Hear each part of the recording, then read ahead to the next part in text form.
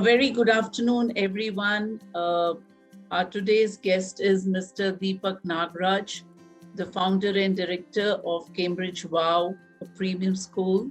So before we get into the session, let me introduce him briefly to you. So Mr. Nagaraj believes that childhood is a journey, not a race. He believes that investing in a child's development from the earliest age is the single most important contribution one can make. He has always been passionate about the joys of watching his children blossom into adults. He cherishes having shared their moments of joy, hardship, and success. He has been there as they played, studied, laughed, and learned. They are the joy of his life, the root of his happiness, and the source of his comfort. They are committed to working together in the way that makes Cambridge Wow the parents' best choice to support the success and the achievements of their children.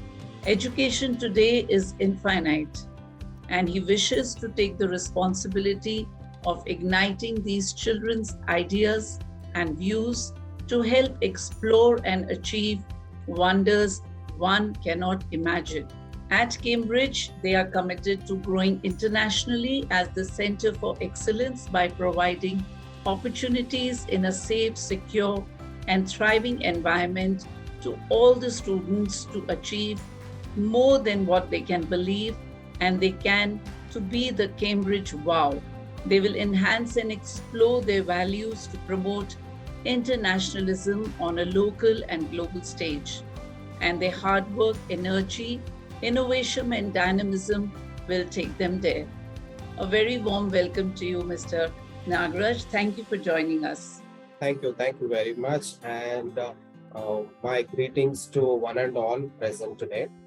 And I'm happy and I feel honored that I've been invited today for this session where I am allowed and given that freedom to speak on behalf of my school. Okay. In short, I would say this school has been a dream come true, especially for all those people who wished for contribution to the society. It's always a boon when you have made it this far. It's been a long journey. There has been a lot of hurdles that we have surpassed, and I would say that it gives me joy to speak about our school every single opportunity that I get. And one of the reasons why we named our school Wow is for the same reason that we feel that our school has definitely got some amazing wow factors that parents would love to be a part of. Wow, that's amazing. An amazing introduction. And you already said what was the thought behind starting the school. So tell me, which year did the school start? In fact, to speak about Cambridge, we completed our 10 years. So this is our 11th year of operation. As we started off, we were just a franchisee school, okay, and that wound up in 2000. After 5 years, we had a 5-year term agreement. We completed that, and then I thought, okay, it's time that I have my own standalone school. And since there are a lot of things in that 5 years that I had learning, and I put all those practices in place, and today we are here. Great. So you can say on the records, 2013 was our official year. Now after the pandemic, like during pandemic, there was a pause for a certain period. And 2022, we started off our second term, you can call it. So this is the second half of our operations. So tell me, of course, we have discussed about why the year that you have started in. Now, knowing Bangalore as a city, We each year on year we see a lot of schools coming up, whether they are primary school, secondary school, or in fact, for that matter, a lot of preschools are there in every second or third lane. So with so many schools all around, how does your school stand to make a difference? Yes, you rightly have mentioned that um, schooling today has just grown like you cannot have any limitations. Okay, and if somebody has an intention to do something towards education, the government has been very kind and been warm enough to allow all those passionate people to um, make sure that they live that hope that they are looking for. I'm one of those people who are who also had a dream, like I told you in the beginning at the introduction. This dream come true for me. So, talking about how we stand out from the crowd. Okay, honestly speaking, this 10 years is a classic example of my survival. Okay, so yes, it's difficult to make it this far. Looking at the current scenario, especially the pandemic, has been a big blow to many of us, and I did also consider about like what next, what is the future of education and all that. But I think everything passes. It just was a passing time. So when we gathered back, you can put it that way. When we gathered and we started emphasizing on the fact that schooling is very important yet, because parents did not stop from online schools. So you did see that there was no blockage for education. So we did see that if something like that cannot be stopped, who are we to stop ourselves from trying, exploring more? So after a lot of research from all our previous experiences and making sure that we upskill ourselves and also equip ourselves with the latest things that one can offer the parents what they're looking for. And we did make a research post-pandemic. We see that most parents are very worried about the safety and the security. Okay, and especially when it comes to the health factor, because everybody has realized the value of life now. Okay, so the pandemic has taught all of us a lesson, and the survivors have a big story to talk about what they have been through. So when you're talking about that, we did see that with education, what is that parents are looking for? So they are just coming out of their shell now. So obviously they will be looking for the best care for their child. Okay, they all know that academic by default is a commitment one school can make. Then we ensure that we have a place where they are not bound to.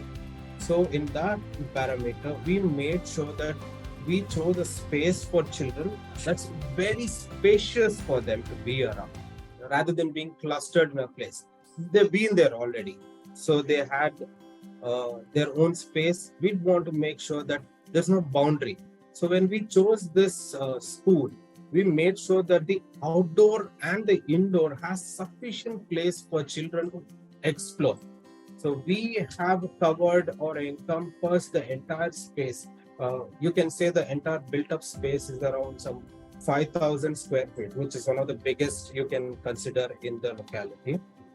Apart from that, we have also divided the outdoor play area for those children, where we practice activities that are more physical based to following the NEP guidelines. Because the last 2 years, that is like during the pandemic, children literally were absent with the physical activities. Okay, so when we wanted to introduce few things that will be getting them out of their comfort zone.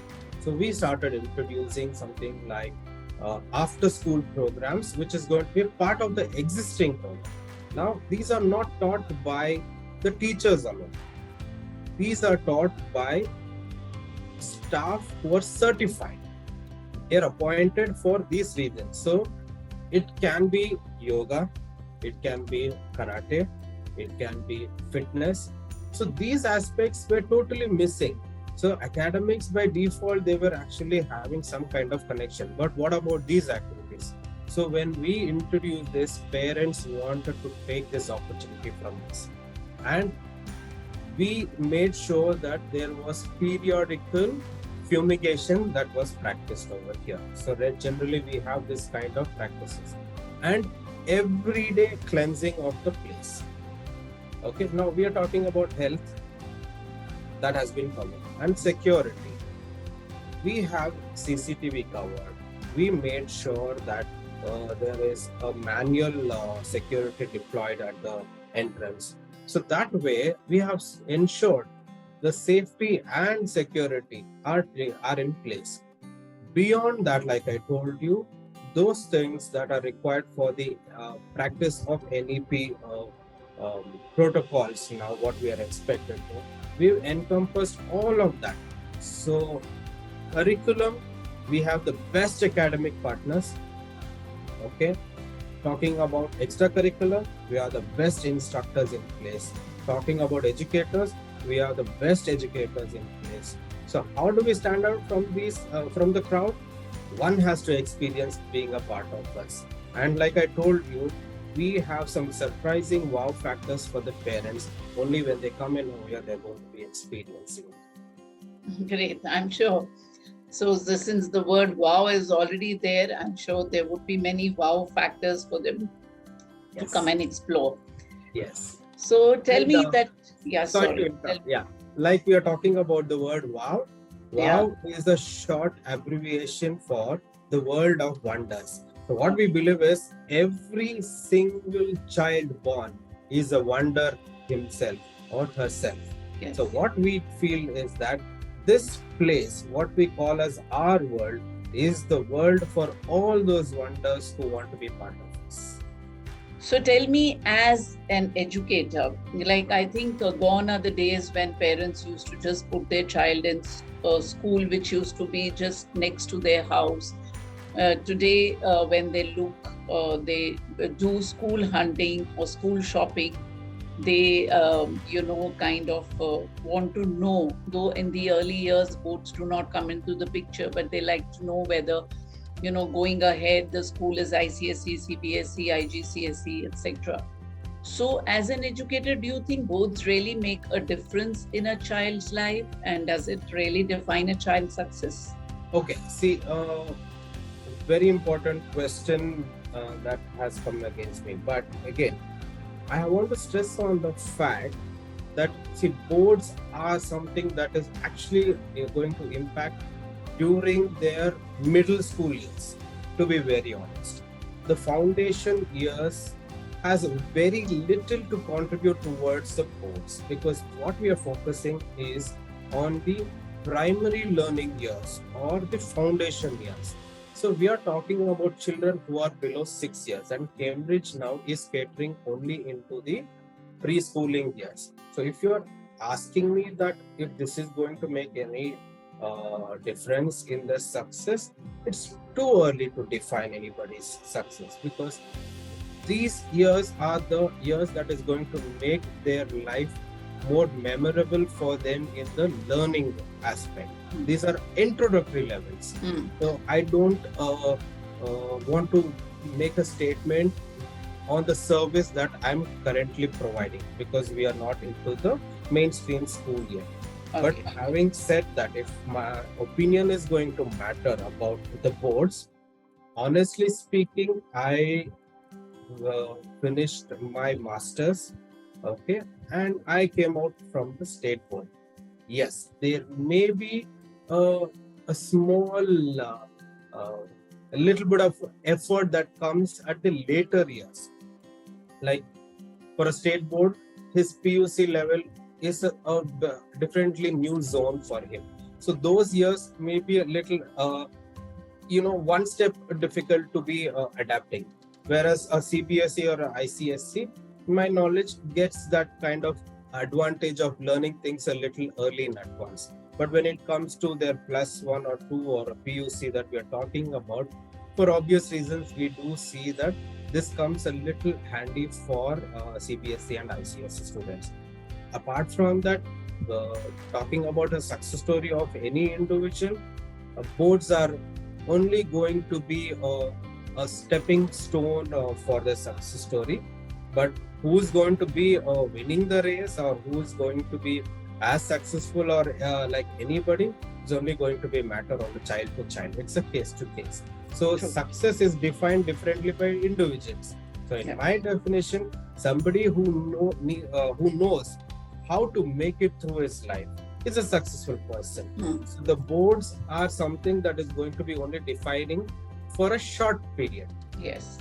Post that, it's about his success when he sees the actual life. Okay. Today, I think each parent wants that their child should learn and learn well.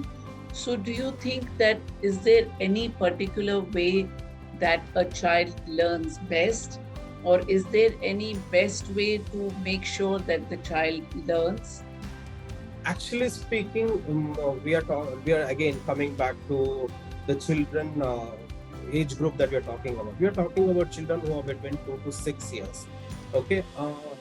Cambridge Wow practices an integrated, or what we call as a hybrid concept. Why we do this is because to each his own. Now, if I'm actually following a specific method of teaching children, maybe I'm limiting the child to learn the way that I have to teach. Okay.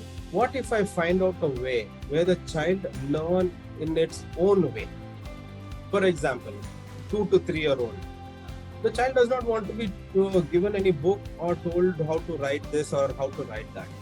Instead, allow them to do things on their own. How is it done? You play with them. So we introduce from the playway method. So when I say playway method, I'll give you an example. You want to introduce color blue today. So what are you going to do? You're going to keep the color blue in one of the blocks, okay, and you want them to find out where is the blue hiding. So the child may put efforts to learn those. So he might bring some random color. So when I say not this, I think we can find the color blue. If I'm correcting the child where he finds the blue, the way that the child is going to learn is going to be subconscious learning. The child did not learn that I introduced directly. This is blue, this pointing at something. The child was playing, not this. Can I get that? Can I get this? So that way the child is playing. Somewhere it got introduced the color blue. So that's one of the examples how we introduce things. Play is the right approach to start for any children between 2 to 3 years. Now we are talking about nursery. Now they've already understood the concept. Okay, so now what I'm going to do? I'm going to formally introduce things. So now I've taught the playway. If I'm going to change the track immediately, they're not going to like it. So I'm going to have a little bit of playway.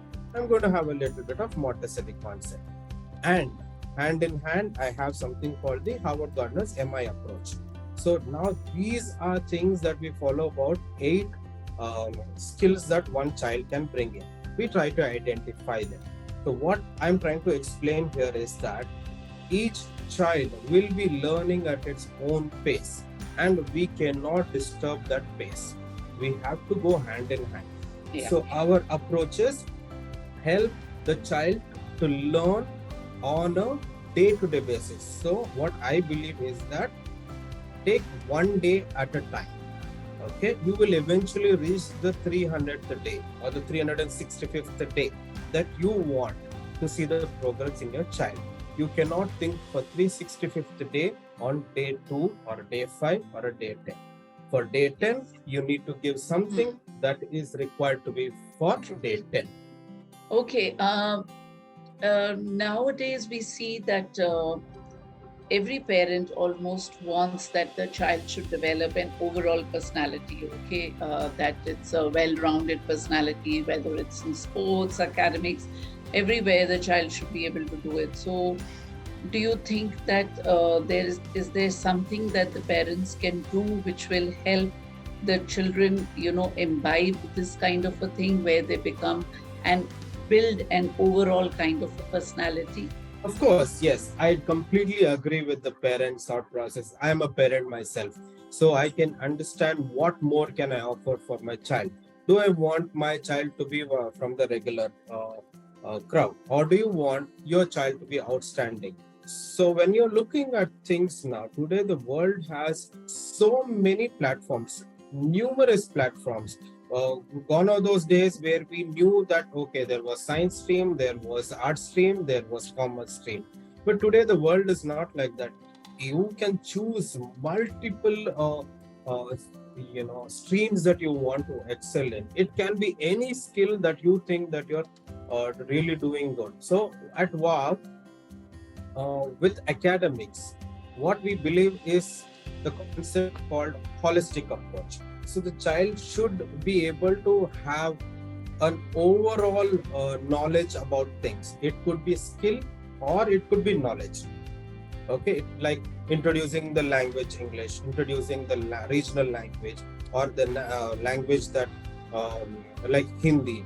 So why do we do this? Just to ensure that there is introduction to things that may be for the child's betterment.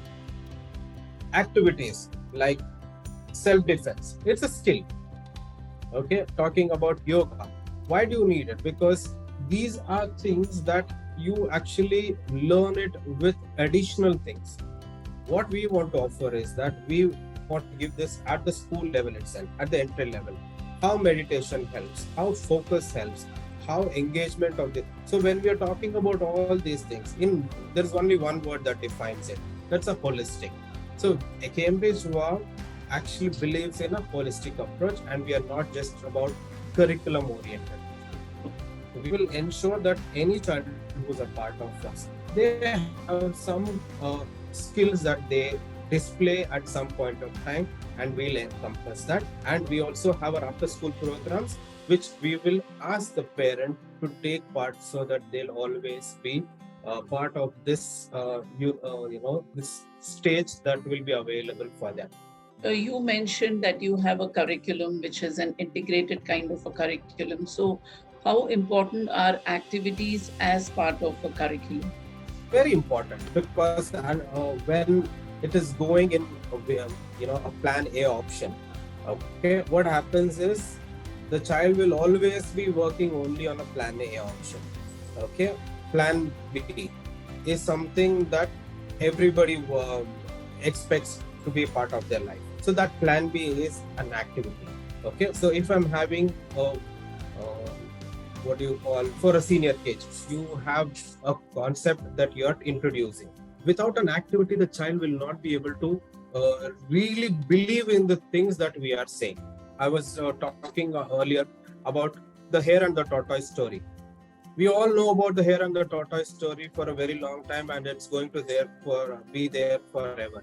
But what we are looking at is that the hare and tortoise story can be described in a different way too, right? So when we are looking at things of explaining things to children, we should be making sure this activity, like you are telling through a puppet, puppet time, or a storytelling time, or you have a specific hour for that. Or you make a model out of creating like an image like a forest and showing the hare and the tortoise having a race. So what happens is that activity is connected more than the book concept. So what you told and what you displayed goes hand in hand. The child is more reaching out to what we speak through activities than the actual book concept.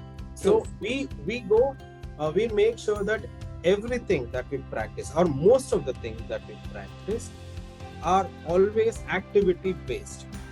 Okay, that way it helps the child to connect to the teacher, and it's the most fun part, because at a age group of 2 to 6 years, it's very obvious that a child wants to learn it that way, more realistic way. Correct. If your no has a backup, they will understand there is a no. I mean, this no means no. Otherwise, no child understands that no is no. For every child, no is yes, yes is also a yes. Yes, true. Okay, tell me, like in the age that we are living in, it's like an era of digitization. So even a child who's as young as probably few months old knows how to handle the phone. Could be just the basics. So in such a world that we are living in, how do we inculcate curiosity amongst the children? Make them explorers or curious learners. Uh, well, that's a very dicey question. Again, like I told you, we are talking about upskilling oneself. We are talking about adapting to the current generation. We are talking about the usefulness and the adverse effects one has, onto the child's progress. So when we are talking about these things, see, technology definitely is a boon on its own, and at the same time has not gone down well in favor for most of the things. However, like I said, a parent's role or an adult's role is more vital in this. Like there has been instances where we have parents saying that my child gets to have a screen time or his technical the gadget time, you can call it. They have specific hour for that. So those children understand the importance of everything that is like most importantly, the value of something that has been given to you. But for a parent who is actually giving away these gadgets in replacement of their time, there we see that it's getting hampered. The child's progress level is going. Yes, everything has to be there, but everything has to be there with a limitation too. Okay, especially when you know that this is going to be an effect that may not be reversed, then we'd rather avoid those things. Now, Sure. if you're talking about the phone addiction that the children currently have, the phone addiction is more or less created by us. Okay, we always replaced humans with the phones, and in fact, we as parents also we rarely give that kind of sufficient time for them. If at all we have alternate options like a schools, why does it make a lot of difference? Is that they are off from all of this, especially in Cambridge Law, where we do not practice gadget time. Okay, so anything has to be manual, anything has to be real, everything has to be a personal touch. It should not be something that is more of gadget touch feel. Yeah. Okay. So tell me, how many children do you take in one particular section or a class? See, again, it depends. We are talking about student-teacher ratio, if I'm not wrong. Yeah, so we are talking about the age of the children. Now, if it is 3 years and 3 to 4, so 1:10, 1:12, depending on the complexity. Maximum that we can fit in one particular batch, like for a junior KG or a senior KG, 1:15 or not more than that. That's like I told you. But if it is going, we split the batch. So you can say the ratio is going to range between 1:10 to 1:15, Okay. depending on the age categories. Okay. Okay. Now we know that we create learning objectives for children for every year. Each year we expect by the end of the year that child should be able to understand these concepts or learn these things. But since every child is unique and is not able to.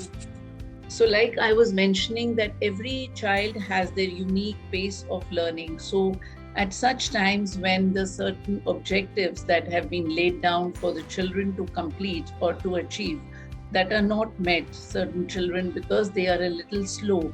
So how do you at Cambridge, how do you manage to support these children? Okay. Talking about our experience, yes, we've had situations where children at times have not fulfilled the expected requirements. So here in our school as well, we practice unexpected parameter. Now we have a concept called one book command or one book for that particular term. Like when we are saying talk about 3 subjects, English, math or EVS or anything, all that comes in one book. So we have an 8-book concept, 7+1. So the first book will have XYZ things In the end of that book, we have a bracket where it says met expectations, needs to improve. So we have those kind of parameters set in place. What happens is, on those guidelines that we have, if the child is able to show that kind of development at the early stages, we'll be able to cope that immediately. But if it is in the long run, and if we feel that, okay, this has been repeating and the child is not showing any progress, at the end of the term, what we do, not end of the term, like probably a quarter. So what we do is that we will try to speak to the parent and see if there is any extra hour that is required for them. Okay, so it could be that maybe an additional half an hour, 1 hour of the time, spend time with us, or it could be that they could engage in the after school program, like in the evening, like where if you have extra support, they can be a part of it, or maybe some kind of space where the children are giving that extra little bit of attention.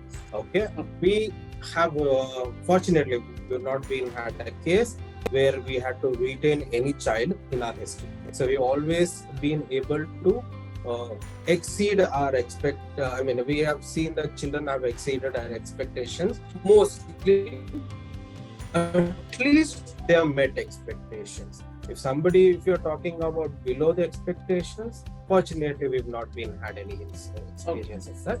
But like I said, in a scenario as such, we always have a backup plan where we have our staff helping them with extra support for an extra hour, or probably coming back in the evening. Okay, coming to the workforce, as we call them, or the teachers, the pillars of any school. In case somebody watching this would like to be a part of your school, so what is the process that you follow to select a teacher? First, we ensure that all the government guidelines are met. Most importantly, the teacher should be entity qualified, or should be MTT qualified, ST qualified, or they should have B.Ed experience with at least a minimum of 1 or 2 experience in a preschool. Okay, it's very essential for us. Or if they come with good number of years of experience in this age group that you're talking about, the pre-primary, then we consider them. So our first priority or the selection criteria will be for a teacher who are going to meet these parameters of entity qualification. That is the foremost. Second comes the B.Ed qualification, and third comes the experience in this field for the number of years. Okay, so that will be the last option, but the main options would be entity and B.Ed. Do you also have some kind of a training? Of course, beginning of every year, schools have an induction period, or some kind of a training for their teachers. But do you have something which is ongoing through the year? As I mentioned in the beginning, we have our academic partners. So they give us periodical training about the whole curriculum, how it has to be taught, and what are all the tools that we have. All those things are been already preset by the team. So it could be like once in a quarter or once in 2 months. So that will be a periodical training that we have. Apart from that, we have our in-house learning and development team. Okay, so this team will ensure that the teachers or the educators who are part of a school will be having that periodical check.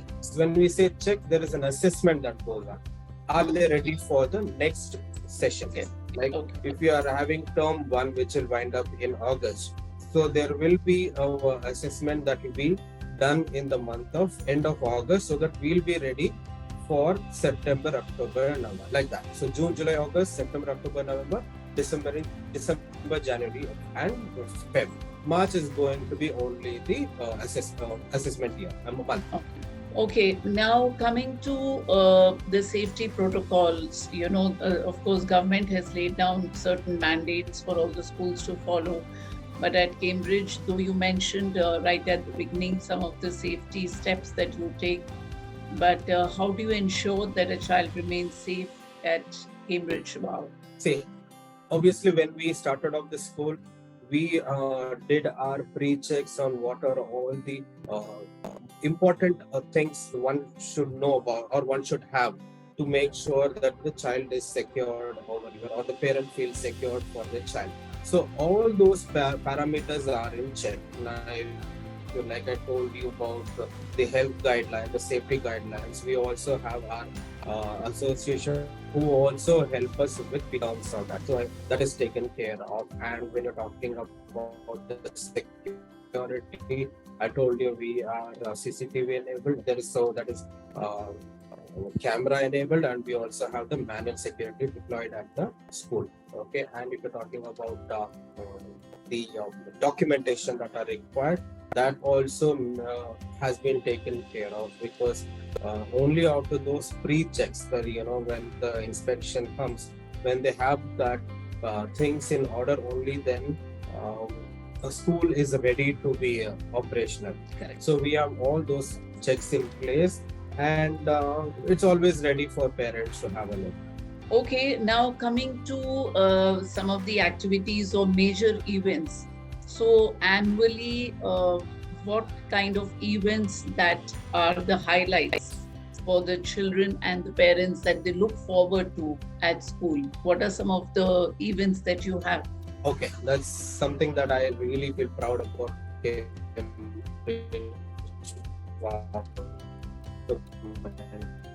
Because Cambridge were in the last 10 years, what you call the celebrations or what kind of events that one does for the children. We fortunately have, or rather our team that we have chosen, we ensure that one of the qualifications that we look at is they should be good at extracurricular too. Most importantly, like singing and dancing. Parents want their children to be shining in these areas. So when we choose, we ask them like, how good are you in these fields? So I come from similar background. So I've been before education, I was also into part-time choreography, and I was an art teacher. My initial start was with a very small setup that I had. You must have heard the channel called Pogo. Pogo channel used to be coming like Cartoon Network. So there, one Mr. Rob used to conduct a program like MAD, MAD, Music, Art and Dance.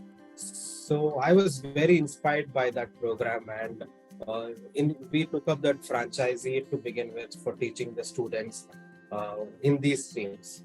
Then I started loving it, and that's when preschool happened. So that is still in me. When I, at my age, could think about all this, imagine how children can, bring out their creativity. True. So we have 2 awards in our kitty already, where we have been declared one best schools in HSR. Reason being that they have performed to their best and they have been loved by all.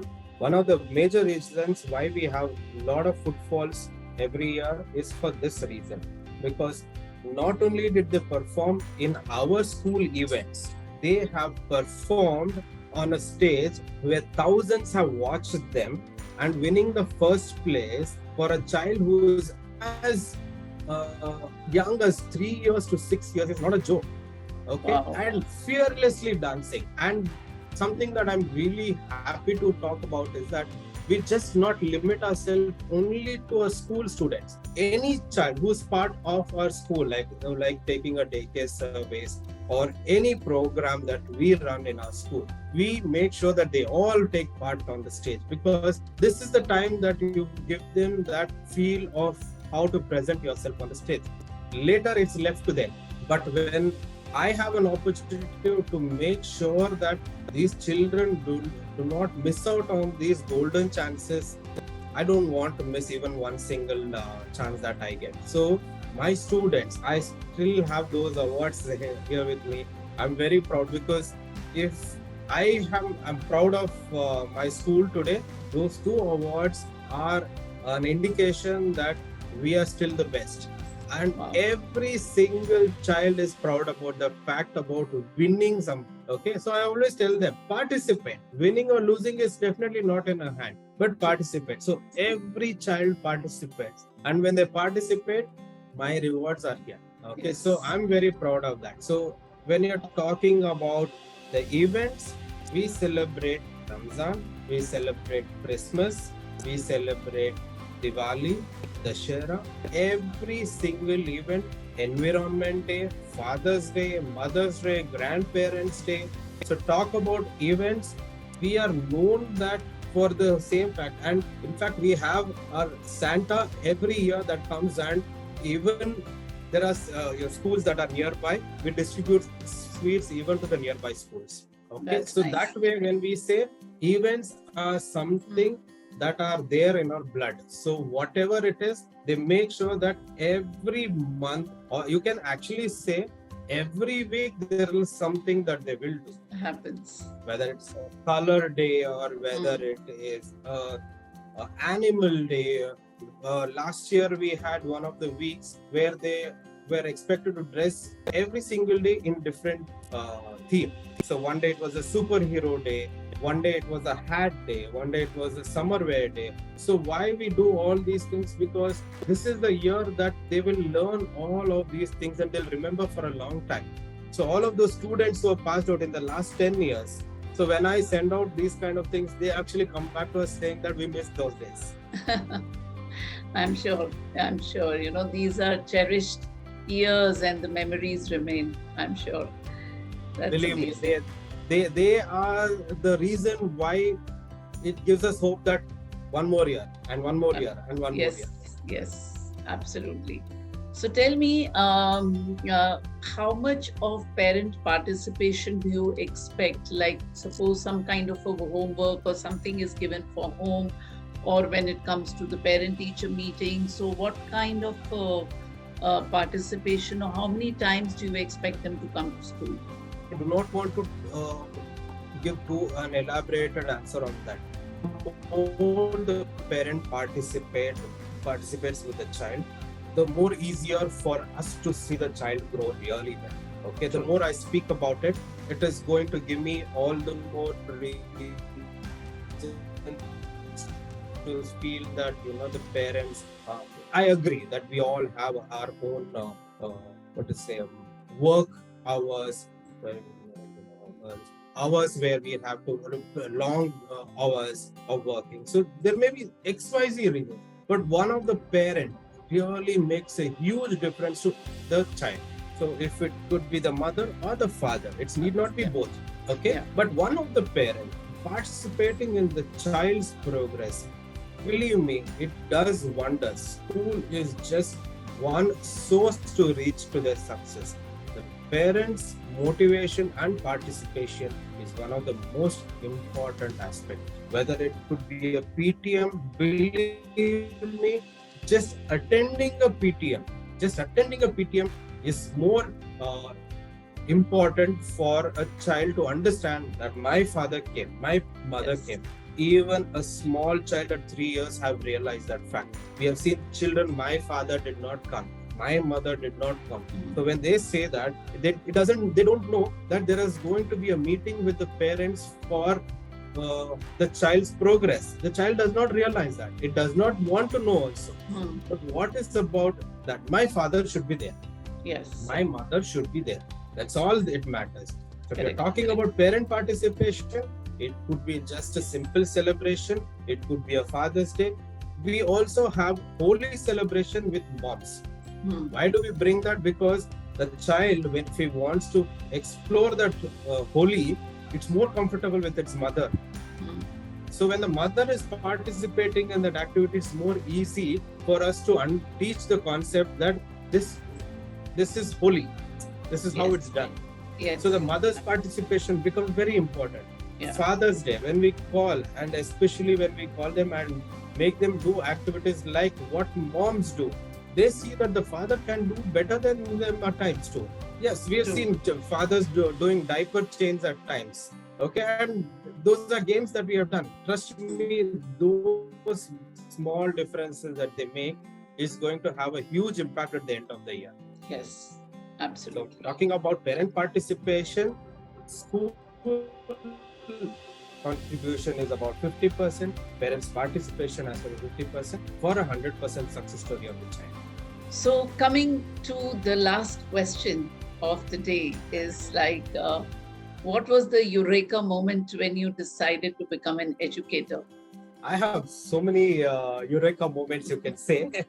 But like I told you, that there's more to give to the society. So when I speak about this, it might sound more cliche or might think that every educator will speak about the same thing. Yeah, I have this in me and I want to do it. I don't have a different story either. I just believe the same. But how much true is for you to believe? But I'm very passionate about something that I want to give. My parents always believed my sibling that we have. We are three of us. All of us today we are in our respective places for the education that we have been given, and each one of us are in different streams, and we are doing fine with our education. So when we see that education is one of the things that you can offer for any family. Okay, now you might be somebody who can offer money to somebody. You might be really rich to offer your wealth to them. Anything, maybe something more that you have, you can give. You can be a person who can give, like I told you, money and external factors may make some impact or differences. But what when you give an education? When you give an education, you're not just feeding one person, you're feeding almost the entire family member. So imagine if all of them are educated in the family, there is no dependency situation for anything at all. Sure. So to me, that is the eureka moment. Like, education is one of the things that you can give back to the society that the society gave you at one point of time. Okay, so I remember my teachers, I remember my principal, every one of them who actually have contributed to my success that I've been so far. Okay, I was an introvert, they got me out of my shell. I am an extrovert today, or I see that there are so many things that I'm still learning. I have skill, I learn so many things. Why is that happening? Because there is always place for learning. There is always scope for learning. So when I believe that there is something that is unlimited, that is an education. Education is unlimited. So give back to the society and they'll remember you for good. Okay? And it's not just about for you to be remembered, but you at least have a satisfaction when you go back. Yes, I have done a difference to the society. Okay? Like you said, there are thousands of schools in and around us. Thousands. Yeah. Okay? But there is at least the selected students who came to you that will remember you, that will always be happy about the fact that they're part of your school. Okay, so that satisfaction is always going to carry you forward.